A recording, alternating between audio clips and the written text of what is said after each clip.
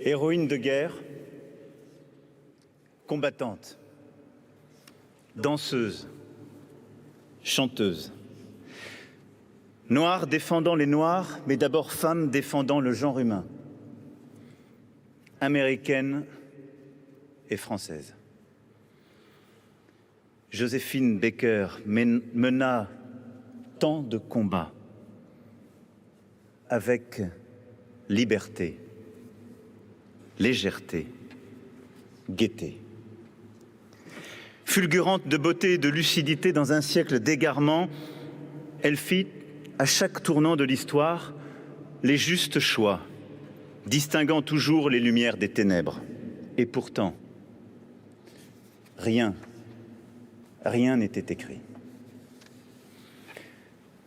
Saint-Louis, 1906. Naître d'une mère blanchisseuse et d'un père inconnu. Habiter une cabane au toit percé. À seulement 8 ans, servir une famille riche et blanche pour nourrir la sienne, pauvre et noire. Être battu, maltraité, fuir. Assister impuissante aux émeutes raciales et à leur cohorte de morts, se marier à 13 ans, ne pas se résigner. Danser.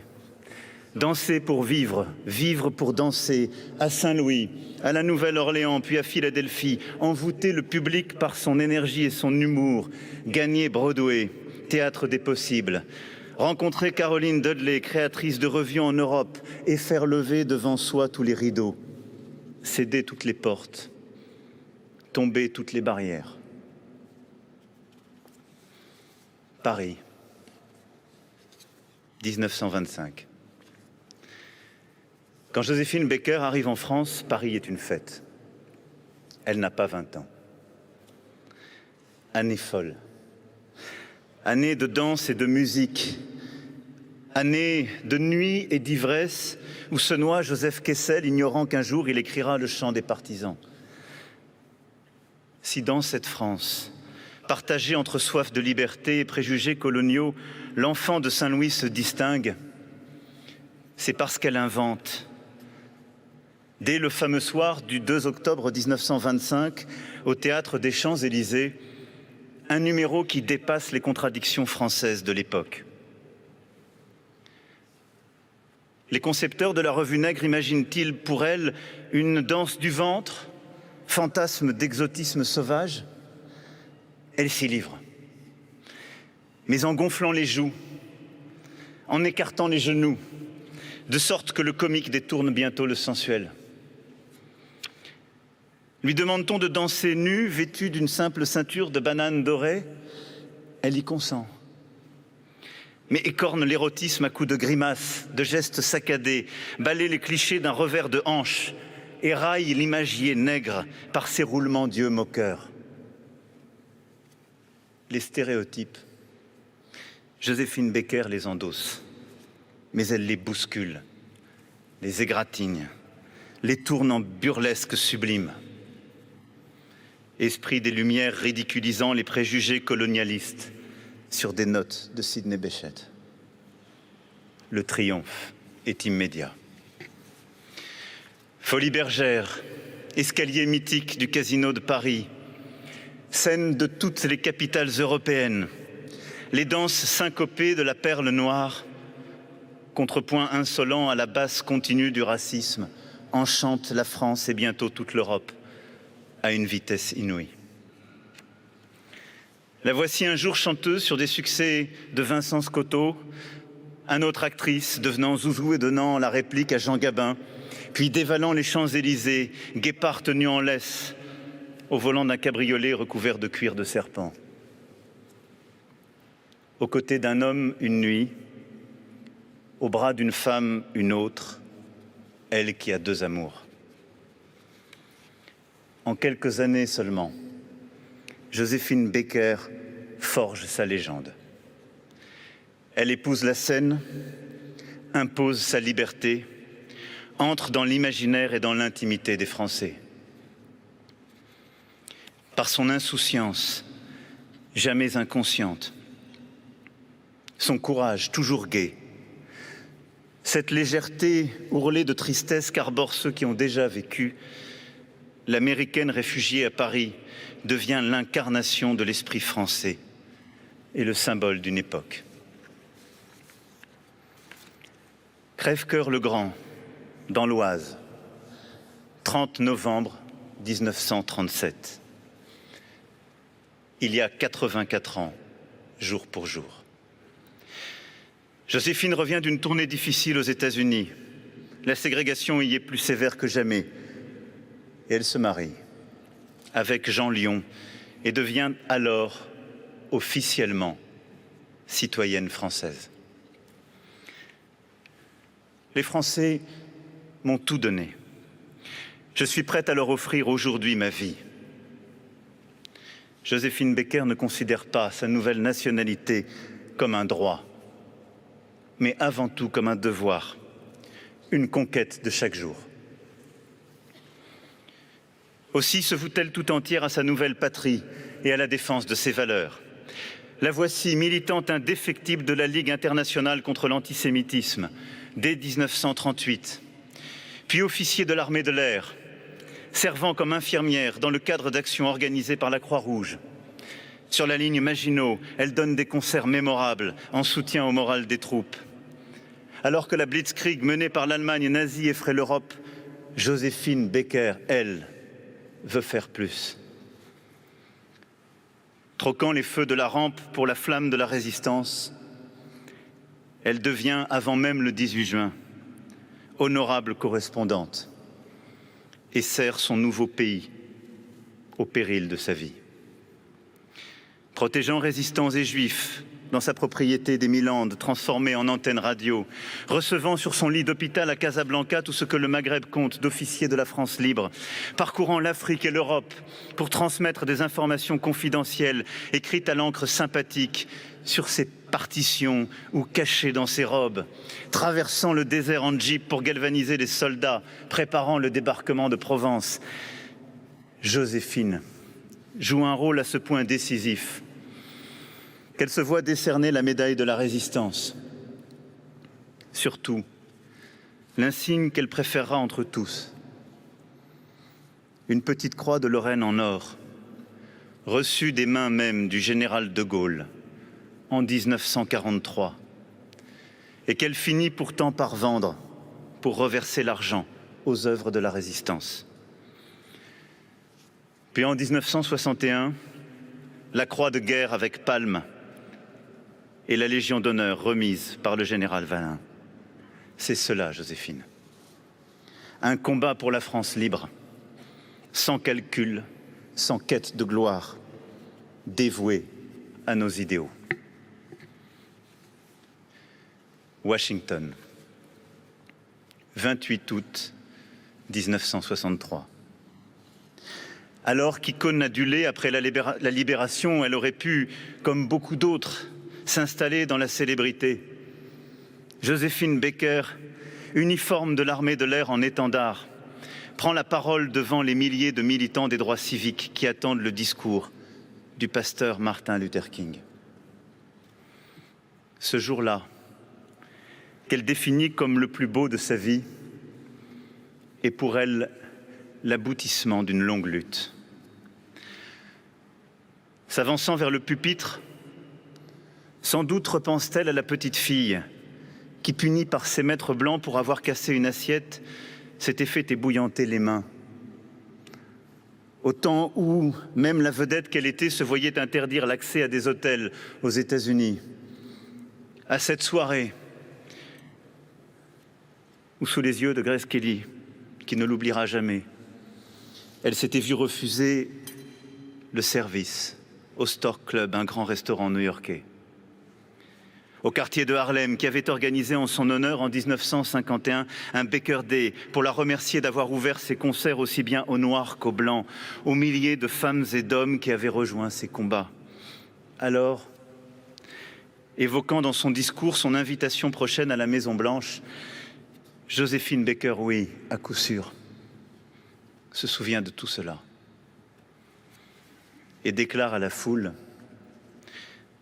ce n'est pas la femme de couleur, la noire, qui ira là-bas. C'est une femme.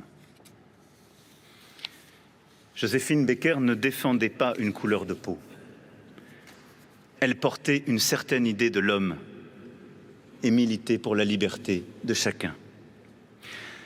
Sa cause était l'universalisme, l'unité du genre humain, l'égalité de tous avant l'identité de chacun, l'hospitalité pour toutes les différences réunies par une même volonté, une même dignité, l'émancipation contre l'assignation.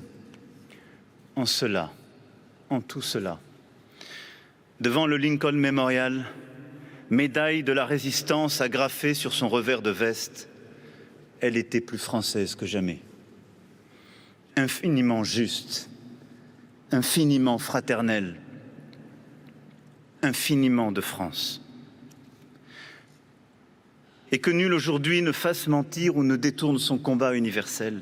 Ce n'était pas un combat pour s'affirmer comme noire avant de se définir comme américaine ou française. Ce n'était pas un combat pour dire l'irréductibilité de la cause noire, non, mais bien pour être citoyenne, libre, digne, complètement, résolument.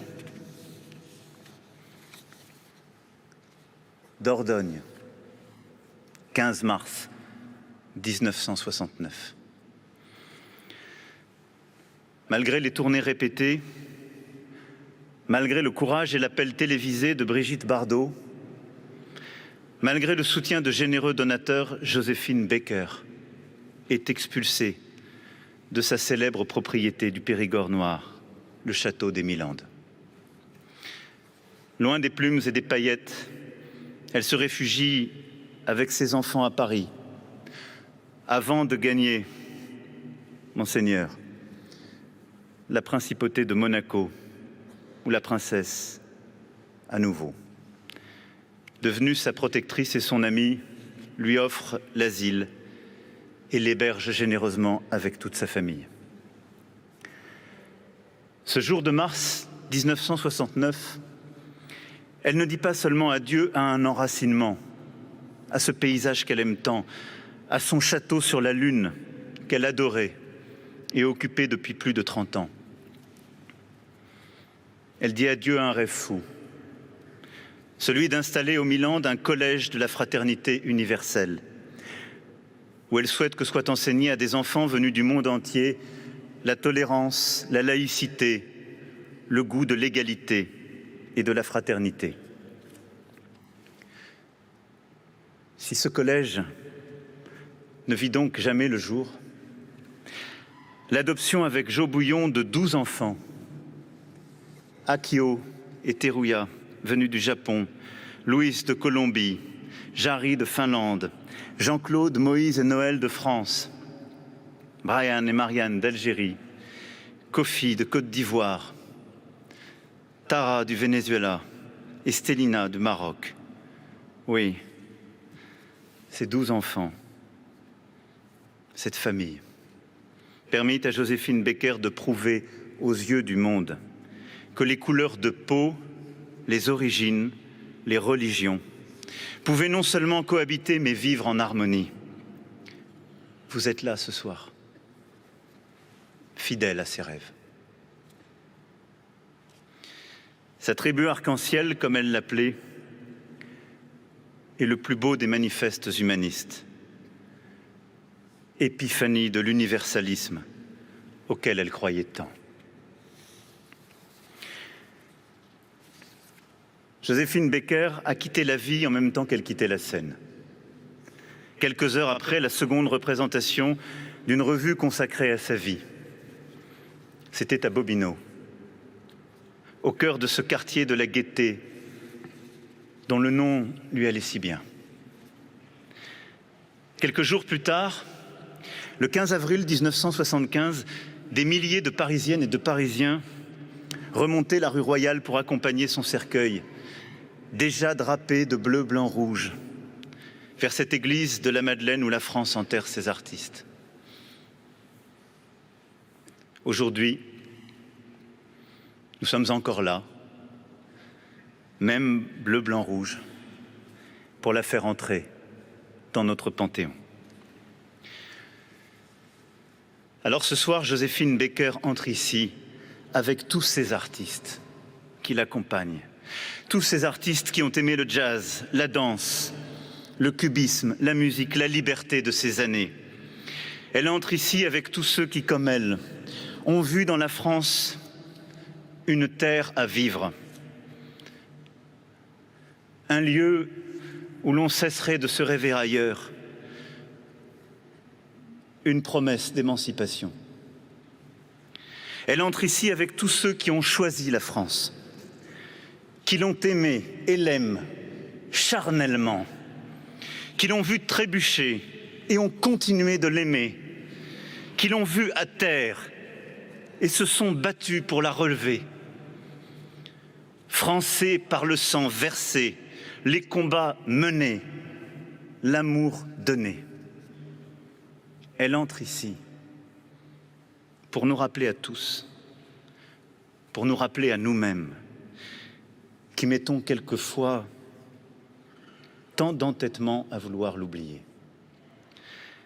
L'insaisissable beauté de notre destin collectif.